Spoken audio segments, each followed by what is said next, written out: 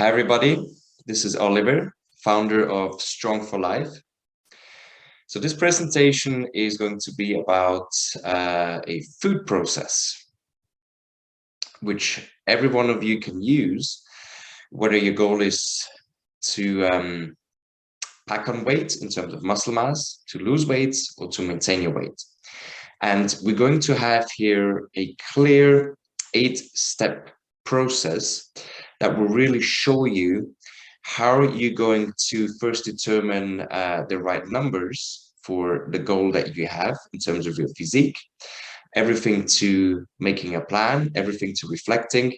The whole process there is going to be lined out. And this is a really clear and useful way for you, first of all, to figure out what shall I eat, how much of it shall I eat, and also how to keep track of what you're doing in terms of your continuous progression. Now, the 8 steps. First of all, number 1 is determining your goal. Then we have calculating numbers. We have setting a structure. We're going to design a food plate. We're going to create a meal plan. Then we're going to cook the meals. We're going to log the food. And we have reflecting and replanning at the end. So everything from first goal setting to reflecting and replanning for the next phase is incorporated in that presentation. So first of all, we need to determine what is your goal that you have in terms of your physique. Now, the 3 main goals that we have is to either maintain, lose, or gain body weight. Now, in terms of getting stronger, for strength training, we want to at least maintain or gain body weight in terms of muscle mass. The process of getting stronger requires to build muscle mass. It also requires for our nervous system to recover really, really efficiently between sessions. That means our nervous system needs to be pumped with glucose because it relies on glucose. So carbohydrate intake is really, really important when our goal is to get stronger. Now, can you get stronger by being in a caloric deficit or while you plan to lose weight at the same time? Yes, you can. However, the process is way more efficient when you intake more calories than the calories you would be applying on a weight loss program. However, it's still doable, especially in cases where I would say where your body fat percentage is 30% or over, and you really want to lose body fat, you want to get leaner. This is a situation where I would say that is advisable to work in a slight calorie deficit while still getting stronger. And once you've reduced your body fat percentage to, I would say, let's take 20%, you can then definitely add phases where you bump up the calories, where you eat more again to really elevate your strength gains to the next level. So first of all, you have to determine for yourself, what is your goal that you have? Maintain, lose, or gain body weight. If all you care is getting stronger and getting bigger, I would say you fall in the category of gaining body weight in terms of eating calories.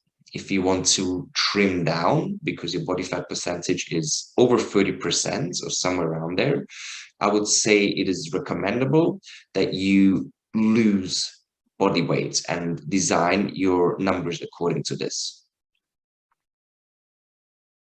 So once we figure out the goal, number 2 is calculating numbers, especially in relation here in this presentation to total calorie intake and the different macros. I'm going to go through this in step number 2.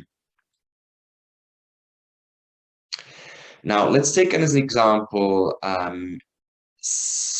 say your body weight is 150 pounds, which would be roughly around 75 kilos. Now, say as an example, your goal is to maintain your body weight because you're happy with your shape and you just, you want to strength train and you want to lift. So for maintenance, what we call calories, you're going to take your body weight in pounds, in this case 150, we're going to multiply by 10, which gives us 1,500. Now, the second thing we're going to determine is our activity mode. How active are we during the day? Low activity mode, for that category, you would take your body weight in pounds, multiplied by 10, which we've done above here, and then you multiply by 1.3, and you get 1,950.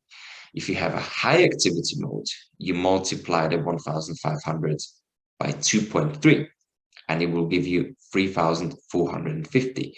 This will be calories. Okay, so this will be your body weight maintenance calories depending on your activity mode. Now, what is a low activity mode? Well, say you're sitting in the office 9 to 5, you take the tube, and you don't really do any sort of physical activity apart from going to the gym in the evening. This would be classified as low activity mode. What is a high activity mode? For example, if you work as a builder and you're lifting things all day long, you're moving, you're being active, you're picking things up, you're walking up and down stairs. In addition to a workout that is quite tough that you do every single day or several times a week, this will be classified as a high activity mode. Now, somewhere in between there, a median activity mode, it can be an office job, but in addition to that, you're probably going for an hour-long walk every single day, or even more than that. Or say you do have an office job, but you're moving around, you're not always staying on the spot. You might be moving from one place to the other. You're just shifting around a little bit, so you're being a bit more active. So this would be, I think the average population would have like a median activity level. Sort of like a medium activity level. Now, to calculate this, as you can see below there, we would say the median of 1,950 and 3,450 calories, which is 2,700 calories per day for maintaining your body weight. So a person weighing 150 pounds with a median activity level would need 2,700 calories a day for maintaining his or her body weight. Now, if you want to cut body weight, what we're going to do is we're taking those maintenance calories and we're taking 10% off that, which would be 2,400 calories per day, roughly, for someone to lose body weight or body fat. Now, for someone to bulk or gain body weight, we would be adding 10% of the maintenance calories, which would be around 3,000 calories per day. So 2,700 maintenance, 2,400 would be cutting, and 3,000 calories a day would be gaining body weight. So let's say, let's take the example, we've got someone with 150-pound body weight who wants to maintain his body weight. So he or she will be taking 2,700 calories a day. Now, if there are some universal truths about dieting, or say about, about food, about nutrition, I would have to pick out two of them. Number one, total calorie intake is the most important factor, whether your goal is to be stronger, to lose weight, or to maintain your body weight. It doesn't, you could be eating, let's call it a really bad diet, but still be in a calorie deficit, you would still lose weight. I wouldn't recommend it, especially in the long term, but for some period of time, you're going to lose weight. You could be eating a mixture of, say, a bit healthy and junk food and be in a caloric surplus. You would gain weight. Yeah, some muscle mass, some body fat. So number one is total caloric intake matters. It doesn't matter how healthy the food is. If you're eating too much, you're going to find it hard to lose body fat. Universal truth, number two, that would be total protein intake per day.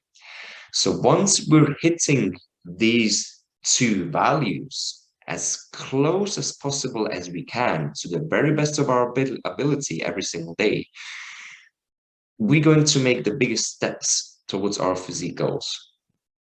Now for protein. So why is protein really, really important? Well, first of all, it helps with muscle protein synthesis. Yeah, so it helps to recover muscle tissue and pack on more muscle mass. It helps to stabilize blood sugar. It helps to manage insulin. It is the most caloric dense in terms of its property of all the macros. So that means the body takes longer and more calories to digest it. It gives long-lasting satiety. It reduces cravings. So these are some of the most important factors of why protein is really, really important. Now, protein should make up around 20% of your total calories per day, or in more arbitrary numbers, 1.2 to 1.7 grams per kilogram body weight per day. For someone with 68 kilos,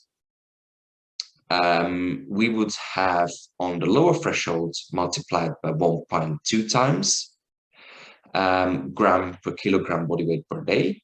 That will give 81.6 grams per day, which is 326 calories.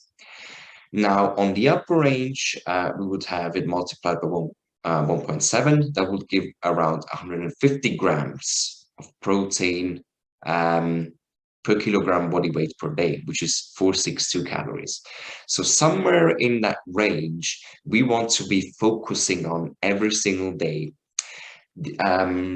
regardless of what our weight loss or bulking goal or maintenance goal is.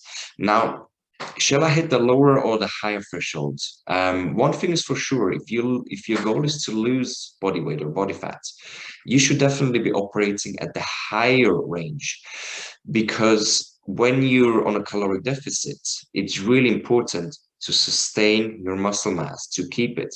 So your protein intake should be higher. On the other hand, when your goal is to bulk and you're doing a lot of hard strength training, you're already getting enough of a stimulus for your muscles to build via the hard training, and you're in a caloric surplus. So in this case, it's feasible to operate on the lower threshold, in this case on 1.2 grams per kilogram body weight per day.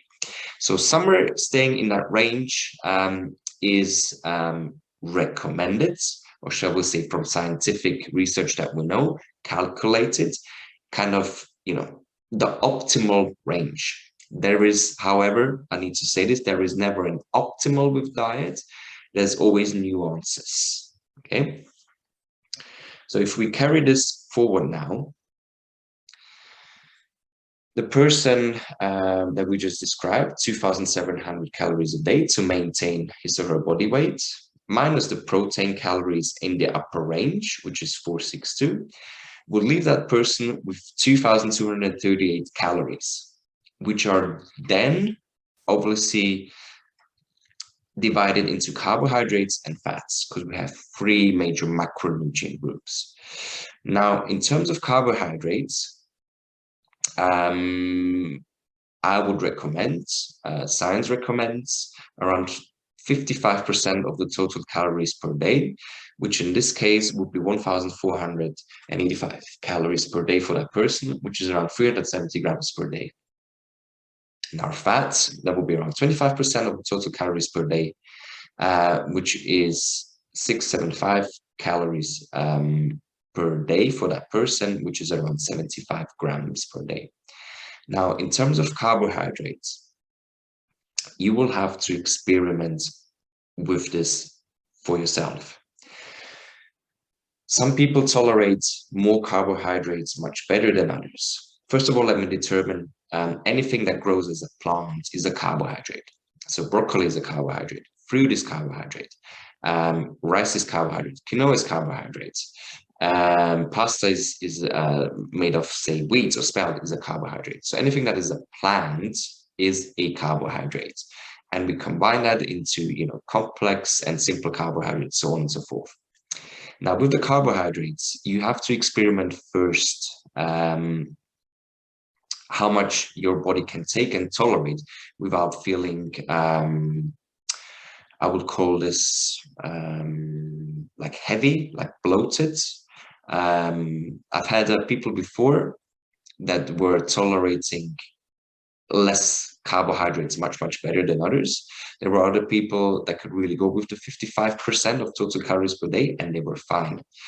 There is no general rule to this. However, from a let's even call it from a geographical point of view, what makes sense from an evolutionary point of view is that if you tend to grow up in colder climates, say Scandinavia, or say you're an Inuit, your body actually needs more body fat to keep itself warm and less carbohydrates. Say you're from a warm climate, for example, Spain or Portugal or Italy, the body doesn't have as much need to store body fat because the climate is warm. So it doesn't need that protective layer of keeping itself warm. So these people tend to tolerate carbohydrates much better. This is on average. This is just a general observation that you will have to experiment with.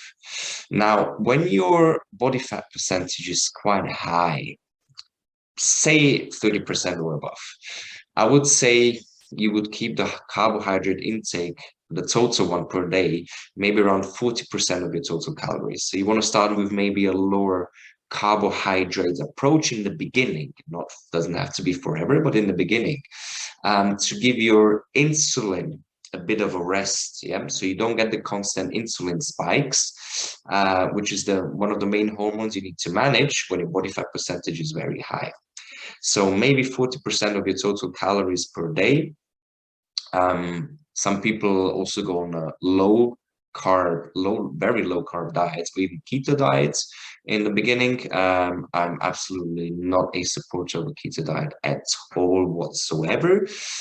First of all, it has never shown to have superior results than any other diet in terms of body fat loss, quite to the contrary. Secondly, we need carbohydrates, at least to the degree where we can fuel strong, heavy workouts. The body does need glucose to fuel its workouts. The body does need glucose in terms of, in the form of carbohydrates to a degree for recovery, for muscle protein synthesis, and also for nervous system feeding. So in terms of carbohydrates, you will have to experiment. Having said that, if we take off protein calories and carbohydrate calories from our total calories, it leaves us with fats. So having said that, you also have to experiment. You have to experiment with the fat and carb ratio, whatever fits you better. If you lose weight by keeping 55% of your total calories as carbs, keep going. Yeah. If you don't, if you feel like you don't tolerate them well, drop the carbs and increase the fat percentage instead. However, it doesn't matter how many calories how many carbohydrates you tolerate. As I've said, total calories and protein intake are going to be number one. Carbs and fats you're going to have to experiment with.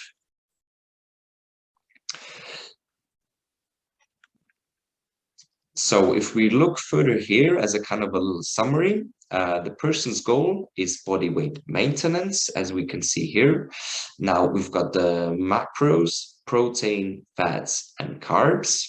So protein, we said 150 grams per day, which is 1.2 to 1.7 grams per kilogram body weight per day. So the 115 would be the 1.7 grams, which would make up 460 calories per day, which is around 20% of the total daily intake.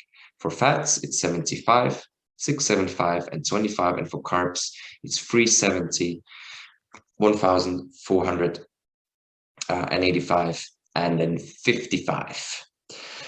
One more word about a carbohydrate intake is that especially if you're not on a whole foods plant-based diet, if you're just on a regular diet, they're best consumed in the evening, especially after a workout, because Carbohydrates really help with the recovery process, and they help to release a hormone called serotonin. So serotonin is really, really important for relaxation and making us feel happy, but also it makes us feel sleepy. So it's good to have carbs before sleep. During the day, if you eat everything, then I would say the protein and the fats are more important to have that as a chunk. I wouldn't go for a heavy pasta meal for lunch because you might just fall asleep in the afternoon.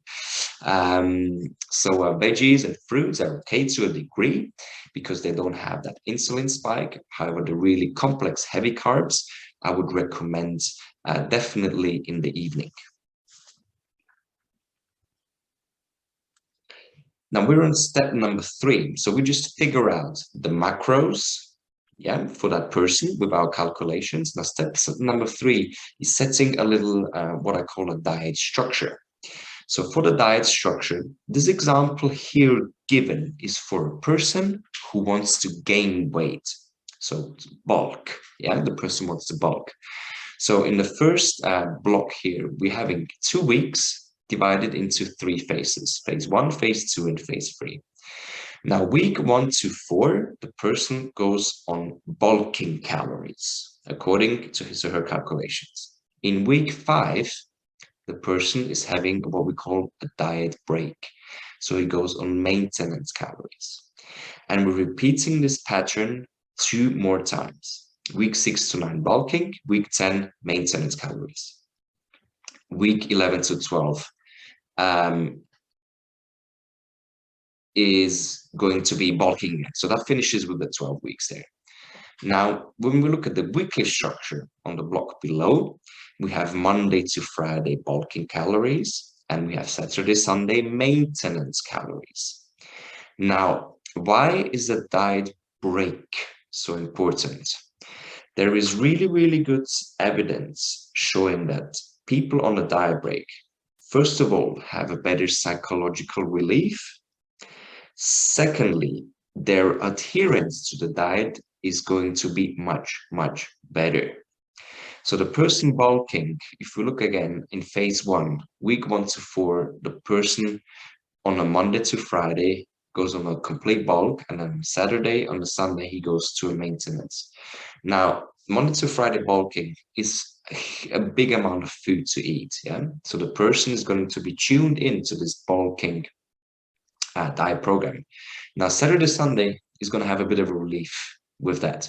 He's going to eat a little bit less, and he doesn't have to focus so much on getting as much food in as possible.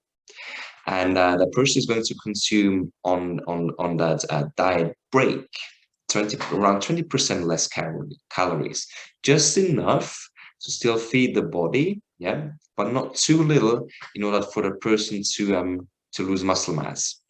So diet breaks are really, really important. If we had a person here that was trying to cut body weight, phase 1, 2, and 3 would look like week 1 to 4 would be cutting, and also week 5 would be maintenance. And on the weekly plan for the person cutting the body weight, it would be Monday to Friday would be a cut, so caloric deficit, and at the weekend, the person would be consuming maintenance calories, so a bit more than during the week. Now, why is this maintenance or refeed so important in a cutting phase when we try to lose weight? Now, there's a hormone called well, we have the thyroid glands, and when we're on a diet that is too low in calories for too long, for a sustained period of time, what happens is that the conversion of T4 hormone to the T3 hormone starts to get impaired, which means our metabolism is slowing down. And the research has shown that this can happen as early as 5 days after, especially severe caloric deficit. So when the person is on a cutting diet and Monday to Friday, they're in a calorie deficit, it's important that the person refeeds at the weekend, So that means maintenance calories.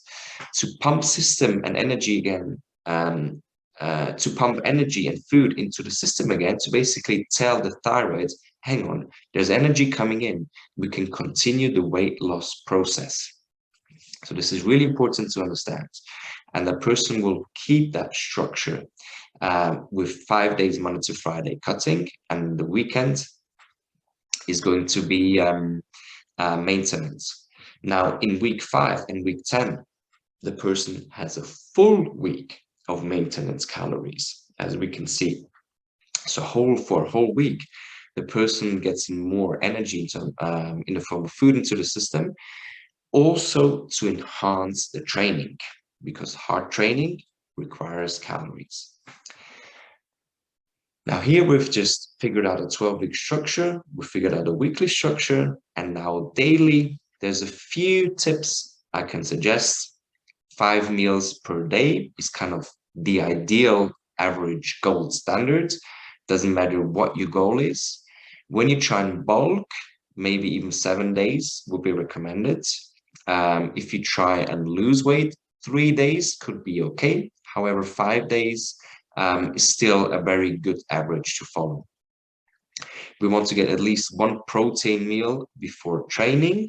Yeah, helps with satiety, helps with feeding our body without getting carbohydrates into the system, because we don't want too many carbohydrates before training.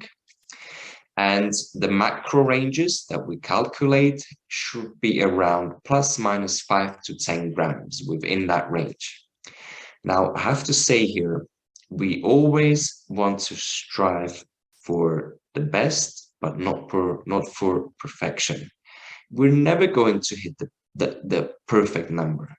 It doesn't exist. However, on a daily basis, from day to day or from week to week, we're going to strive to be as close as we can to our calculations, yeah, to our target calculations. So watch for best we can do, not for perfect. Now, another thing here, just a little tip, we're going to come back to this later again, is how do I figure out how much macros are in a certain food? For example, how much grams of protein is there in a floret of broccoli? MyFitnessPal is the most useful tool to use, because there you have a search bar and you just type in the amount of the food you want to look for, and it gives you straight different options where you see the macro structure ratio. So MyFitnessPal, excuse me, is the best thing to use for calculating and figuring out macros. So now that we've set a structure, we're going to design a food plate. Now for the food plate, picture this as a plate, and we're dividing that into 3 almost equal parts: protein and fats, fibrous carbs, and starchy carbs. In addition to that, we have seasoning, sauces, homemade sauces, and drinks. The protein portion should be the biggest chunk of your plate. So that will be either animal-based protein or plant-based protein, or a mixture of both, whatever your preference is. Then we have the fibrous carbs, which should be almost as big as your protein part on the plate. Fibrous carbs are your vegetables and your fruits. And then we have starchy carbs, which are your more complex carbs. They should make up probably the lowest or the smallest amount on the food plate, which are sweet potatoes. Then we have grains there, quinoa, amaranth, spelt, so on and so forth. Now, obviously, depending on what your goal is, what your carbohydrate tolerance is, these ratios will vary. However, this food plate does one thing really, really, really well. First of all, it divides the plate into the major foods that we can eat. There's all on there, which we would eat 99% of the time. There's animal and plant-based protein there, there's fruit and veggies in there, and there's starchy carbs in there. Having said that, at the same time, this eradicates all junk food, which should not be on the plate. Chocolate chip cookies, candy, sugary drinks, whatever it is. It eradicates everything that shouldn't be on a plate.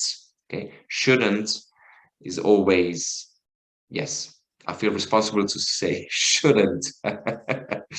So this plate gives kind of a visual overview on what the main types of foods should be on our plate on almost every single meal. If we just have a snack, say we have a handful of nuts in the morning, obviously you don't have to use that plate, but this is really ideal for the three main meals in the day: breakfast, lunch, and dinner. So this is a really helpful tool for you to use on designing a food plate according to your physique, strength, and body shape goal. Now, step number 5, after we've figured out our calculations and our structure and designing a food plate, designing a meal plan. Now, this is a really, really important step, because once we write things out, once we write things down, we've made kind of an subconscious agreement with ourselves and with the process that we want to stick to. If I have a meal plan in my head, I'm probably going to forget about it 3 hours later or the next day of what I'm going to eat for the rest of the week. Yeah. So writing things down is really, really super important. It's important to have a plan. And the duration of this plan is going to determine of what your goals are, of what your starting point is, of how quickly you're able to immerse into the process and learn and understand of what's necessary to achieve your goals. This is something that we're not going to be doing forever. This is especially in the beginning for someone to get someone on a different track to really optimize their food habits. Now, meal planner, you're seeing here the 7 days of the week, Monday till Sunday, and you're seeing here 5 meals of the day: breakfast, snack, lunch, snack, and dinner. The best way to do this is you sit down on a Sunday afternoon when you're kind of preparing your schedule and your work and everything else for the following week, and you write down a meal plan of what you're going to eat during the week. The more precise you are, the better. However, it doesn't have to be 100%. You don't have to write down 100% today on the Sunday what you're going to eat next Sunday for lunch. This can be roughly, you can have an idea, but then you can still make tweaks and adaptations once you get to that day.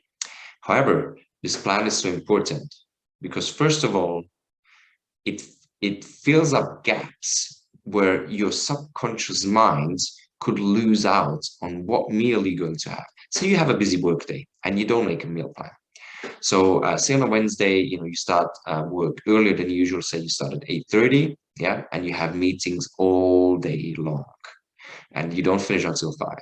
So what could happen if you don't have a meal plan made on the Sunday before is you could be going without eating for several hours, or you could just be grabbing something from the canteen, like a sandwich for lunch, and you're really missing out a crucial meal there. However, if you factor that in already on Sunday, that on Wednesday you're going to have a busy day, you're going to figure out a way of how you're going to still get your calculated nutrient intake throughout the day. So you might have something that is really quick to eat. Maybe you have a really large protein shake with loads of fruits in there to hit both your carbohydrate and protein intake. It could be a meal you've cooked before that is really simple to make, but you can eat in your lunch break in your 10 minutes. So it's really important to plan this because we're really getting into areas here where we're not leaving anything to chance. Let's put it that way. And this makes a really, really big difference. Now you see at the bottom of this meal planner, there's eating out dates. So you say you have a business dinner or you have dinner with a friend, yeah? So you factor that also in. Now, one thing to understand about restaurants is the chef doesn't care if you want to lose weight or if you want to get stronger. The chef cares that the food tastes lovely because they want you to come back.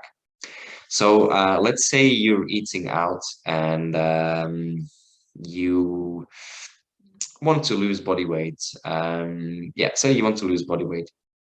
And I always go for the option that has A, the highest amount of protein, and B, the highest amount of fibrous carbs in there.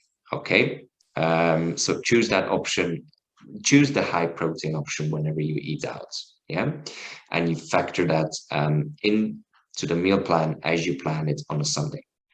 So this is really useful. Again, really, really simple.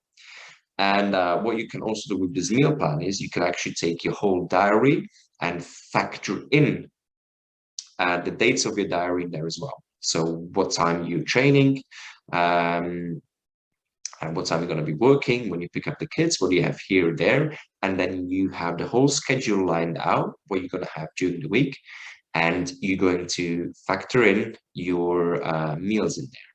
When you're cooking, roughly when you're eating, and what you're going to be eating. Now for cooking, one thing I really recommend is bulk cooking that you can easily freeze. You take containers, you line them up next to each other. You make the food in bulk. Say you start on a Sunday, so you're cooking for Monday, Tuesday, Wednesday. And you freeze the foods that you're not going to eat on the same day or the next day. You take it out the night before. And for the next day, you're going to have your ready meals ready to be packed into your lunchbox and to be taken with you to work or wherever, whatever the situation is. So bulk cooking is really, really helpful. Saves a bit of time. And you know that you're going to eat meals that you enjoy anyway. And because you do that, you're eating meals that are fitting your fitness purpose naturally. So again, it takes up an extra thing of having to think about and an extra thing of responsibility out of the equation when you bulk cook. Meal planning, really important. Okay, so once we've made the meal plan, now it's time to cook the meals. So here I'm giving you an example of the Eat for Life recipes and meals that you also finding on the database. So here we've got smoked salmon omelets for people that eat everything. This one has 25 grams of protein, 3 grams of carbs, 80 grams of fats, and it's over 300 calories. So you could eat that as your breakfast or as part of your breakfast. Now, this is a really simple meal to cook. It doesn't take longer than 15 minutes probably to make. And you're having a high protein meal in there that you could start your day with. Here we're having high protein breakfast pancakes topped with some yogurt and blueberries. So this is another high protein meal. Here we have a beef chili ramen. By the way, if you don't eat meat, you could always really easily substitute the meat, yeah, for a plant-based food. So you could have a nice squishy tofu in there. You could have a tofu chili ramen. Also tastes delicious. And this is Chinese stir fry with chicken and brown rice. Again, you can replace the chicken with tofu. This is something that you can figure out for yourself. So these are 3 examples of the Eat for Life database. Now that we've made the meals and we've eaten food, it's time to log, it's time to write down what we've eaten. And for this, again, MyFitnessPal is the most useful tool that we can use. It's really simple to use. You create an account, and what you want to put into MyFitnessPal every single day, it can be at the end of the day or it can be straight after you've had the meal. It doesn't matter. Best thing is, my recommendation, always do it straight after you've eaten the meal, because then it's out of the way and you've done it. So in MyFitnessPal, really important, the top two values we want to put in that are really important, which is total calories and total protein intake per day, as the two most important, what we call universal truths. Carbs and fats, you can put in as well. However, as long as you hit your total calories and your protein intake, that's really important. Carbs and fats are a plus. And you put this into MyFitnessPal every single day for the entire week. Once you've logged your food and you say Monday, Tuesday, Wednesday, Thursday, the week passes and we're getting to Sunday. So you've done the whole week of eating the foods and of logging the food. We're coming to the last step, which is reflecting and replanning. Now, let's say on a Sunday again, yeah, Sunday is the best day for that. We sit down, we log into MyFitnessPal, and we calculate the weekly logged average of our total calories and our total protein intake. Okay, carbs and fats can be done as well in addition to that. And we also need to calculate the average of our body weight. Now, total calories, we take the weekly average, okay? So we calculate all the calories we've eaten every single day into one bulk and divide it obviously by 7. Same with protein, carbs and fats, and body weight. Now, what we then do is, which is the next step, is we compare those numbers with the target values we've set ourselves in the beginning, if you remember, as the calculations for our fitness goals. So say, because we had in the example earlier, someone's maintenance body weight calorie target was 2,700 per day. Okay, so that person set that as the target, and the person calculates their weekly average caloric intake, and the person has only hit, say, 2,400 per day. And say the person has lost some body weight. Obviously, what the person would do for the week after is to reset the meal plan and to focus on the 2,700 calories again, or even a little bit higher, because the person had lost weight, yeah, in that week. So maybe they want to gain it again. So maybe instead of 2,700, the person would go now 1 week with 3,000 calories weekly average. So this is how the person readapts their calculations for the following week. Say a person's goal was to eat 2,000 calories on average per day, and the person wanted to lose weight. Okay, so the person set as a target 2,000 calories per day per average, done their calculations throughout the week, and see the person has hit 1,900 calories per day, which is pretty good, which is pretty close to 2,000, and the person has lost weight.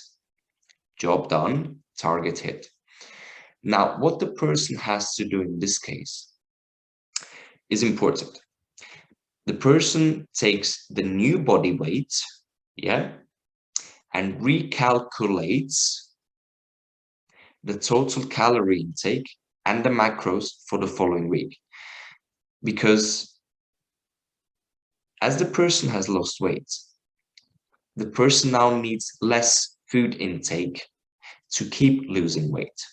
Otherwise, the person is going to operate in a caloric surplus. So say the person lost, can be 1.5 kilos. So say the person went from 70 to 68.5. Now the person takes those 68.5 kilos as their calculation beginning and readapts the whole structure to a new meal plan. Yes, this sounds like work, and it is some work. However, if you want to have 100% results, we have to put in 100% of work, yeah, and as close, as precise as we can. Not perfection, but as close as we can. So every single weekend, we calculate the average and we compare to what we've done the previous week in accordance with our body weight goal. Say the person's goal is to gain body weight. Okay, so say the person calculated for himself or herself for the first week, I need to eat 3,500 calories per day to gain body weight. By the end of the week, the weekly average of that person was 3,600 calories per day, and the person gained half a kilo of body weight or muscle mass. Perfect. Now, the person has to adjust their calculations for the new body weight because the person has more body weight now. It needs more food. So it has to bump up the calories even a little bit more. So I think you can see where we're going here. If you lose weight, adjust your calories because now your body needs less calories to keep losing weight. If you've gained weight and you want to keep on gaining weight, adjust your calories, bump them up because now your body needs more food because of the gained body weight. So this is the final step. This is step 8, reflecting and replanning in that whole process. Now, these are the very essentials, and these are very, very useful tools for you to hit your physique, strength, whatever goal you have, really efficiently. In summary, the 3 key messages for you to take away. Number 1, numbers matter, at least in the beginning. Now, this is really important to understand. No one can and no one will calculate calories and macros forever for the rest of your life. However, to get to a desired outcome, it's important that we put in some work. It's important that we take on a slightly different path to what we've done before. Otherwise, we wouldn't feel the necessity to even do this. If our body fat was already on 8%, if we already had the physique and the strength levels that we wanted, there would be no point of doing this food process because we'd already be there. So in the beginning, this is really, really useful to do. How long? That determines how quick your progress is, how much importance and meaning and work you want to put into it. The closer and the better you do this, not perfect, the better you do this, the better your results are going to be. So yes, numbers do matter because they also give us a plan, which is the final step I'll come to. Second key takeaway message is learn how to cook and make food taste nice. If you don't know how to cook, learn how to cook. Food in the canteen, no one cares. Pret doesn't care what food that you eat if you want to lose weight. They don't care. No restaurant cares. When you learn how to cook, you have control over the process. Cooking is such a wonderful skill to learn, probably one of the most important ones we can learn in our life. It teaches us about food, it gives us confidence because we see the result of what we're making and it tastes nice. Make food taste nice. Trust me, seasoning and flavor are so important. You can cook the most, on paper, boring meal. If you season it well, with a homemade sauce, with a homemade dressing, with just some herbs, whatever it is, you're going to be way more inclined to eat that food.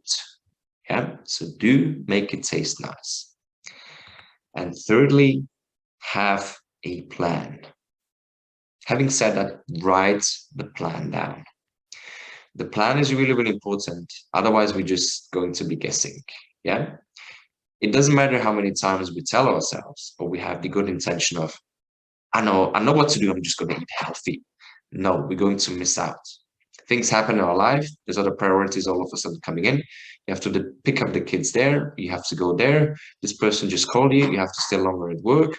All of a sudden, you've just missed your meal. Yeah. And you've missed part of the process. Have a plan, write it down, stick to the plan as much as you can, and reflect and replan at the end of the week. It's super important to have that. These are the 3 key messages of this presentation. Now, obviously, whenever there's any questions coming up, do get in touch with me.